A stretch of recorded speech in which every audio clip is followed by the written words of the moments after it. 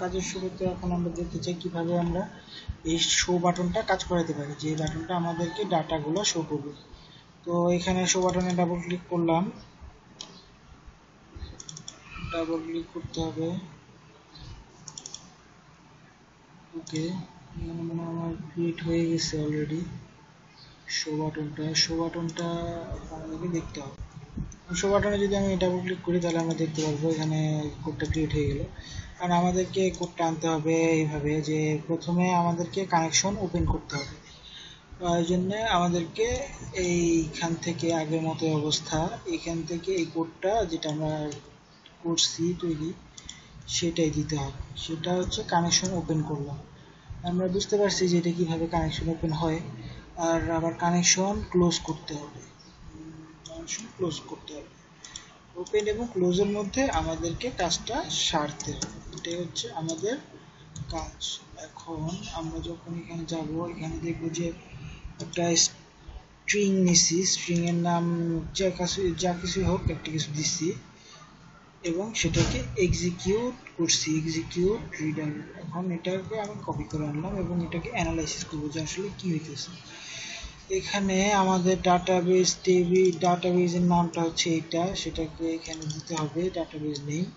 Change করে না দিলে হবে না। এখন আমি প্রথমে বললাম সিলেক্ট অল ফ্রম, এই টেবিল থেকে সব ডাটা সিলেক্ট করতে হবে। সিলেক্ট করলাম, সিলেক্ট করে আনলাম। এটা হচ্ছে টেবিল এসকিউএল, এই এসকিউএলটা আমি এখন এসকিউএল কমান্ডের ভিতর দিয়ে পাস করলাম এবং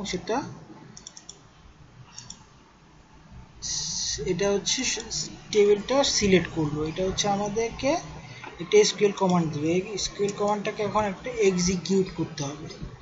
কি করে এক্সিকিউট করতে হবে? এক্সিকিউট করার জন্য SQL table reader execute reader, এটা হচ্ছে আমাদের সেই কমান্ডটা। এখানে রিডার হিসেবে মানে যাতে একটা অ্যারে হিসেবে আমরা এটা পড়তে পারি, সেই জন্য একটা এসকিউএল ডাটা রিডার নামে এই অবজেক্টটা ক্রিয়েট করা হলো। এই অবজেক্টটা ধরে ধরে এখন আমরা পড়তে পারবো এই টেবিলের, মানে এই ডাটাবেস থেকে যে ডাটাগুলো আনতেছি আমরা, সেই ডাটার প্রত্যেকটা রো এবং কলাম পড়ার জন্য আমাদেরকে একটা এরকম টেবিল রিডার নামে একটা অবজেক্ট ক্রিয়েট করতেই হবে। এটার কোনো বিকল্প নেই। এটা যখন ক্রিয়েট করলাম, আমরা যদি কথাগুলো এখন বুঝতে না পারি আসলে আমাদের সমস্যা নাই, আমরা আস্তে আস্তে করতে করতে বুঝে যাব। Data grid view row clear. এখন আমাদেরকে এই ডাটা ভিউটা রিফ্রেশ করতে হবে, মানে যে ডাটা ভিউটা আছে আমাদের, সাপোজ এই যেটা, এটা হচ্ছে আমাদের ডাটা ভিউ।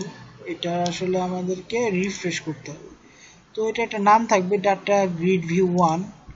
এটা আমি ডাটা গ্রিড ভিউ না দিয়ে যে ডাটাবেস অথবা data grid view DB show, DB display এই নামটা দিলাম এবং সেভ করলাম। এটা আসলে আমাদের কোনো হ্যাম্পার হলো না বা আমাদের কোনো সমস্যা হলো না।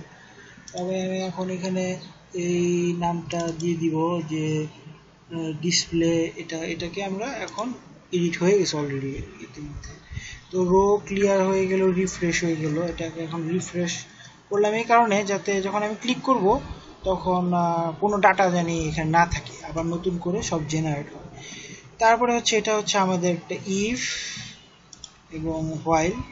আমি এটা ব্যাখ্যা করিতেছি যে আসলে এখানে কি হইতেছে।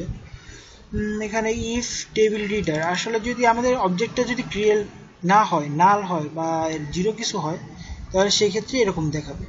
তো টেবিল রিডারটা প্রত্যেকবার আমাকে পড়তে হবে। এই হোয়াইল লুপটার ভিতরে আমরা লুপ করছি আগে, এই লুপের ভিতরে এই মেথড এইভাবে আর কি টেবিল রিডারটা কল করতে হবে প্রত্যেকবার। এখন যখন আমরা কল করব তখন ডাটা গ্রিড ভিউ রো একটা রো অ্যাড করতে পারবো আমরা। এখানে রো অ্যাড করতে পারবো।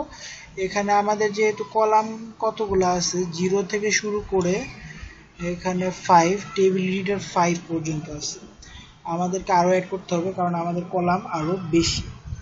সেহেতু আমাদেরকে গুনতে হবে আমাদের কলাম কয়টা যদি সেটা গুনতে চাই তাহলে